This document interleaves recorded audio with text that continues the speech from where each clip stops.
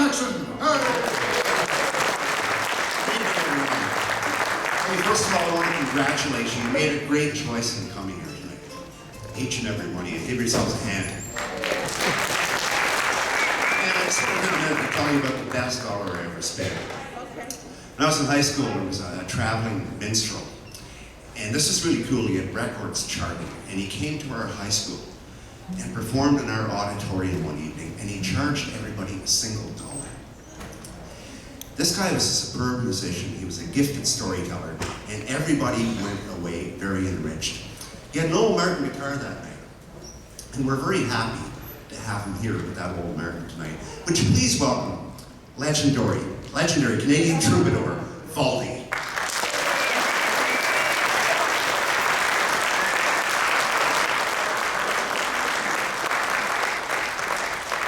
Thank you very much, Steve, and welcome to you all. There's a wonderful crowd of people for a Thursday night. Thank you for coming out, and so nice that you have a hall like this that has been saved for the arts here in town.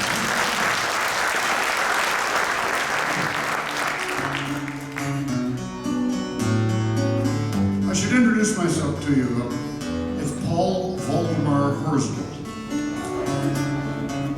And I left home at the age of 18, and my dad came out to the front steps to say goodbye to me and wish me bon voyage. And he said, if you go into show business, please don't use the family name.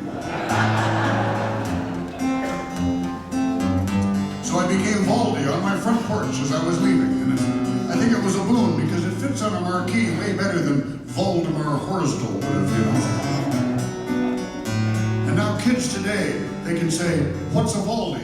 You know, and it kind of rolls off the tongue. By way of introduction then, I am not a free man, neither am I.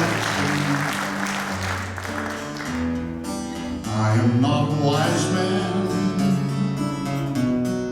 neither am I rearranged.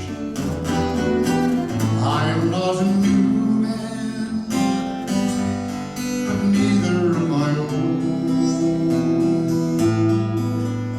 I'm not a rich man, but still I cannot be sold. I am one, you are another. Yeah. I had a family, look, now I have another. And I'm not a good man, no, but neither am I cruel. And I'm not a learned man by any means, but neither am I a fool. I am not an ordinary sort of man, but neither am I strange. I am not your man, that could still be changed. No, I am not your man, that could still be changed. That's the most hopeful line I've ever written. In fact, that has been changed. Kathleen and I have been together for 30 years and married for 26, so I think I'll edit that line. I'll say, yes, I am your man. And I'm glad that that's been changed.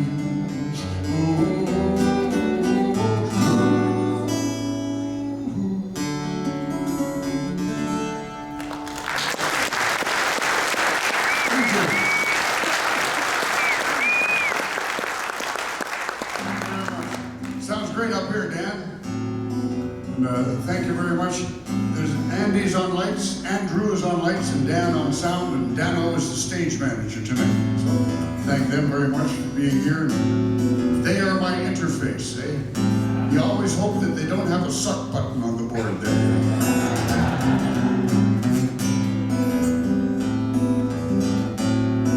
I had the opportunity to play golf for literacy with the late Peter Zosky.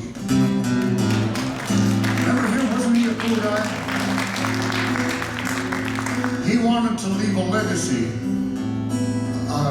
his own personal legacy of $1 million for literacy in Canada. So he started these PGIs, the Peter Zosky Invitationals. By the time he passed on, there were 14 of them across the country, and he had already banked about $13 million towards literacy.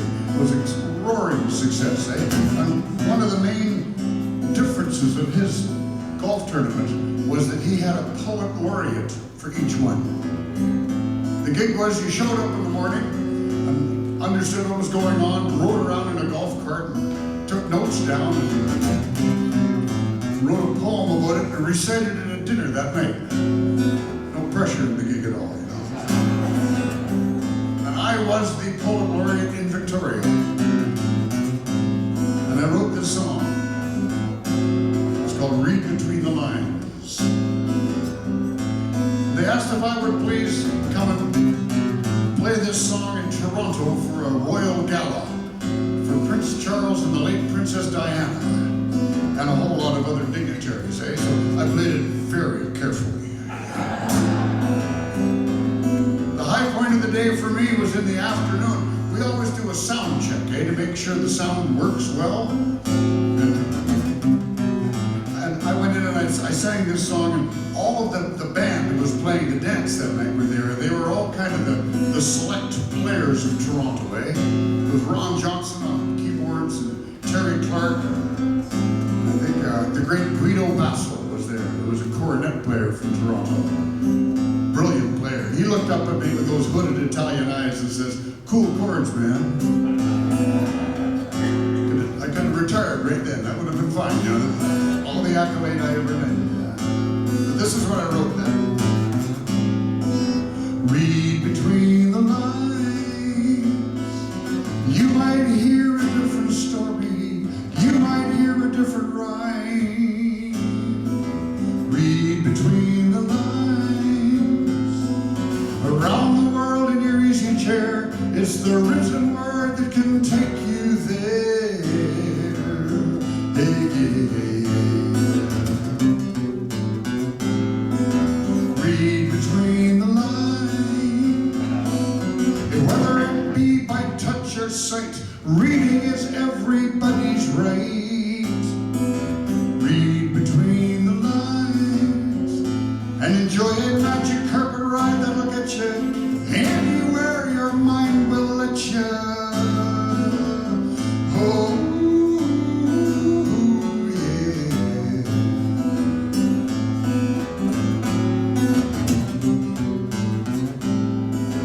Read between the lines. You might feel a different heartbeat. You might sense a different time. Read between the lines. When a kid is right a tail in bed, he sees so much more than's being said. Because a kid can read between the lines.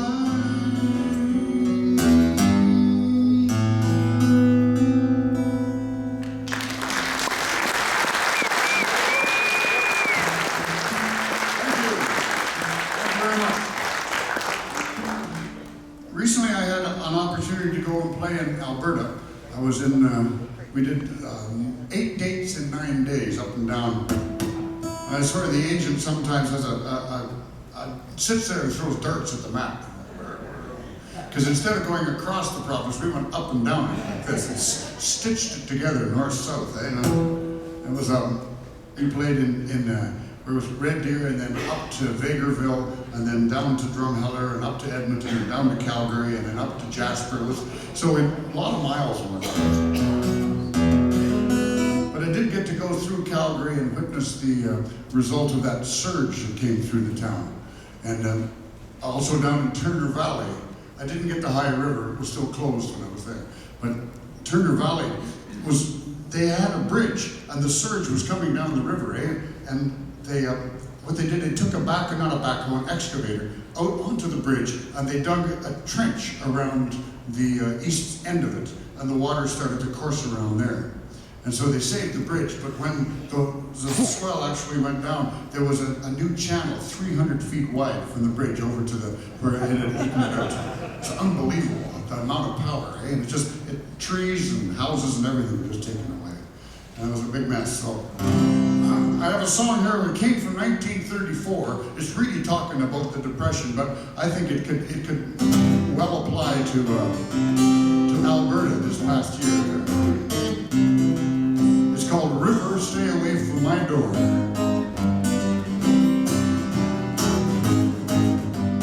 You keep going your way, I'll keep going my way.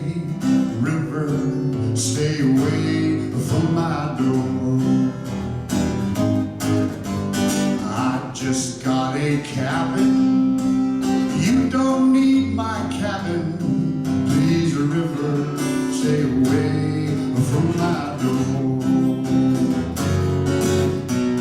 Don't you come up any higher, I'm so all alone.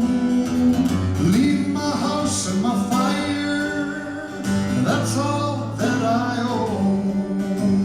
I ain't breaking your heart, don't you go breaking my heart. Please, river, stay away from my door.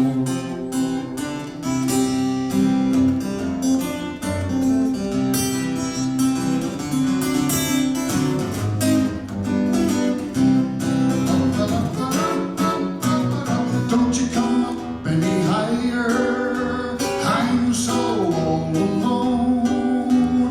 Leave my house and my fire, that's all that I own.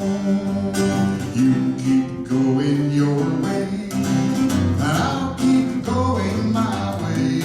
Please, river, stay away from my door.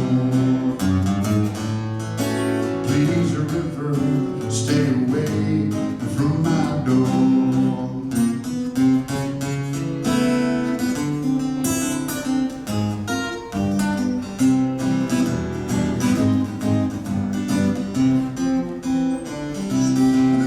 Straight into a love song out of this. And I'd like to advise you all that I am a folk singer. And I love to hear people sing. If you would like to join me on any of these songs, then don't wait for an invitation. This is the invitation. Jump aboard and help me out. If you've never heard the song before, you might wait for a verse and chorus to drift by and build your confidence in it.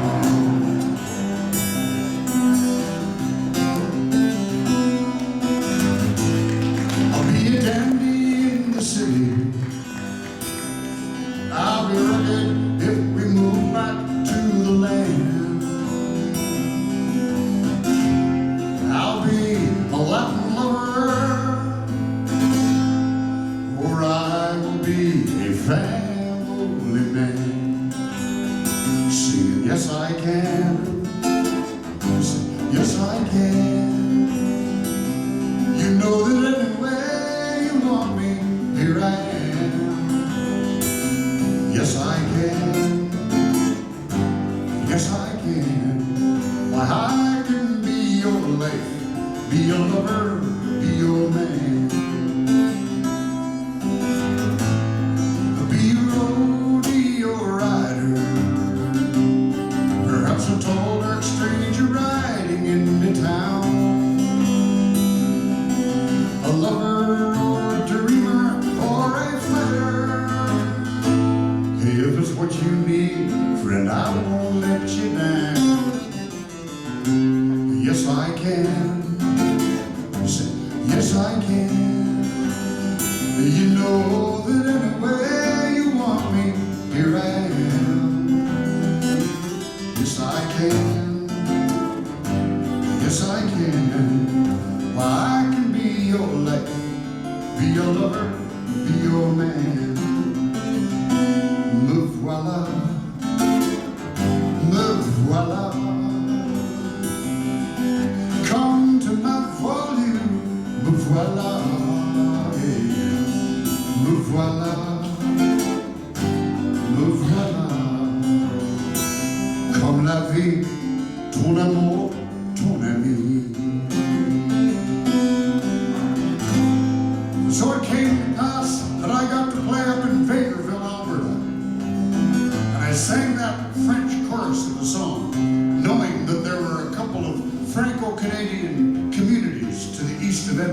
Bonnyville, St. Paul.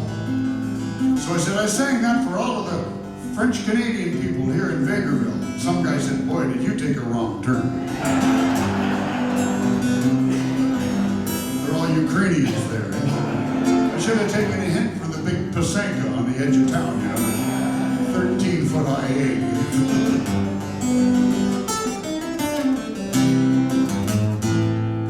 Be a shoulder for you to cry on. Well, there's some say I might turn out to be a devil in disguise. You never know.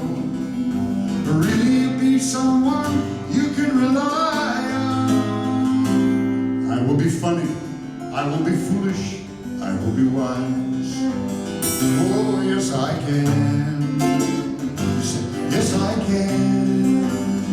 You know that anywhere you want me, here I am. Yes, I can. Yes, I can. Why, I can be your life, be your lover, be your man. To be your life or your lover. You never need another. Be your life, be your lover, or be your man. Ooh, yeah.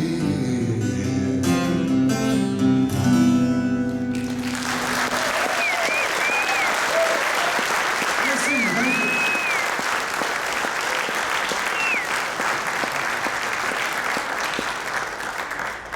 Now, I've been a Bob Dylan fan for years. He was the one, he kind of was, he broke the mold in a way, because everyone was singing traditional songs, and then he followed Woody Guthrie's example of writing about what was going on, both social and political comment. And he opened the floodgates for anyone that wanted to be a songwriter. And he kind of blazed the trail. So he was coming to play in Vancouver, and Joni Mitchell was opening for Bob Dylan. And Van Morrison was opening for Joni Mitchell. So this was one gig not to miss. You know? So I put it on my calendar, and I went to get my tickets, and, well, they were all sold out. There was 16,000 tickets just went in a heartbeat. And I was going to have to buy my tickets from the scalpers. Until I heard CBC had a contest on the go. It was called the Legends Folk Song Contest, I guess because of all, you know, these three legends who were playing together. And their contest was, you have to write a song with the word legend in it, and play it on an acoustic instrument and mention a whole bunch of British Columbia place names, towns. I figured it meant towns and cities and bridges and rivers and whatever. So I wrote this song and I submitted it to CBC over my cordless Panasonic telephone. I'm sure you can imagine the quality of the recording. And I wrote, Rosie had been born with sight, but lost it in an accident. No one bore the blame, she had been young and knew no better. Rosie grew accustomed to a world that had no day and night. The time she'd up and wander off, and everybody let her. Oh, everybody let her. Oh, the misery of Miss Rosie. Her farm was north of Little Fort, with fields down to the water's edge. She must have walked those trails about 1,000 times or more. All that spring it never froze. The thaw was quick and the river rose. And the path that Rosie trod, it was no longer on the shore. It was no longer on the shore. Oh, the misery of Miss Rosie. With that Thompson River thundering by, it caught poor Rosie by surprise. It picked her up and it carried her away. That wild ride must have amazed her, down past Lytton, where the Fraser pulled her in and shot her through Hell's Gate. Well, here's where fact became a legend. Tourists on the canyon edge, they looked down and saw a cow climbing out of all that foam. Our Rosie hadn't been afraid, She hadn't seen the trip she'd made. She stood there blind and cold and kinda wishing she was home. Kinda wishing she was home. Oh, the misery of Mrs. Rosie. Oh, the misery of Mrs. Rosie.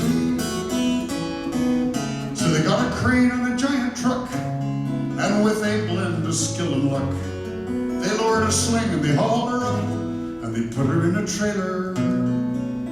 According to recent reports, she's living north of Little Fort. Her belly's full and the grass is short, and she's no longer a sailor. She is no longer a sailor, and now there's no more misery for Mrs. Rosie. No more misery for Mrs. Rosie.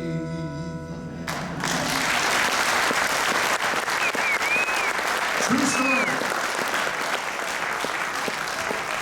A blind cow from Little Fort, British Columbia, made it all the way down the Thompson into the Fraser and right through Hell's Gate.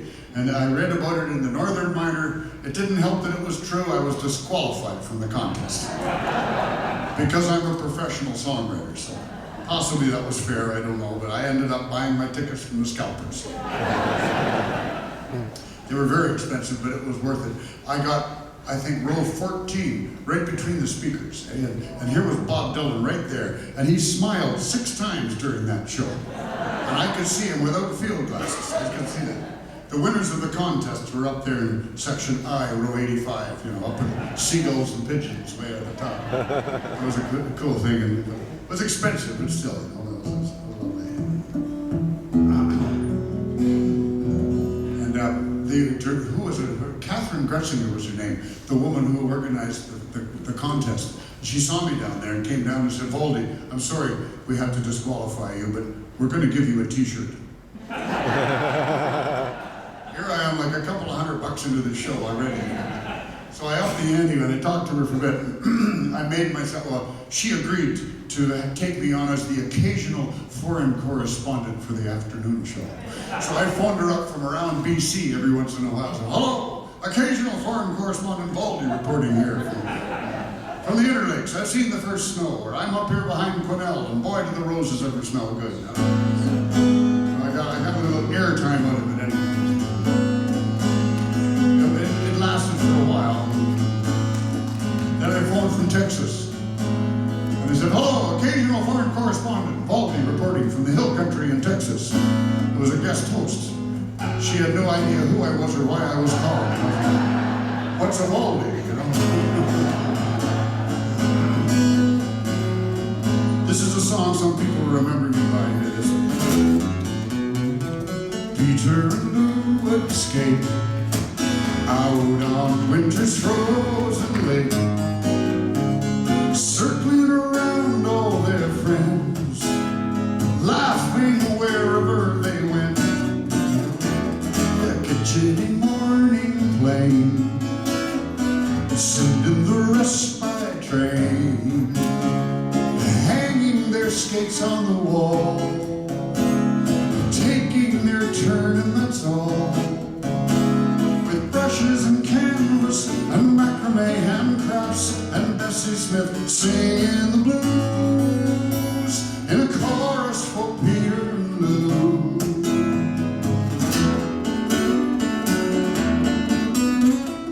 Loneliness has a way of hanging around all day.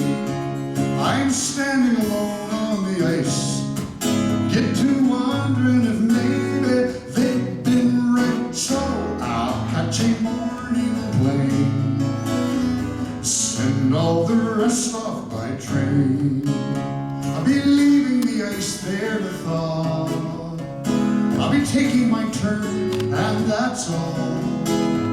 And if I should miss them, well, I'll go back and listen to Bessie Smith singing the blues in the chorus for Peter and Lou. And look at, here comes a chorus for you, the kids. La la la la la, it's all her sisters. La la la la la la, la la la.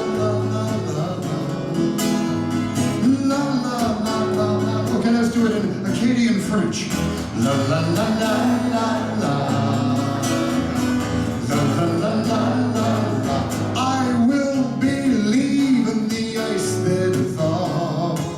I will be taking my turn and that's all. Oh, if I should miss him, I'll go back and listen to Bessie Smith singing the blues in a chorus for Peter and Lou. A chorus for Peter and Lou,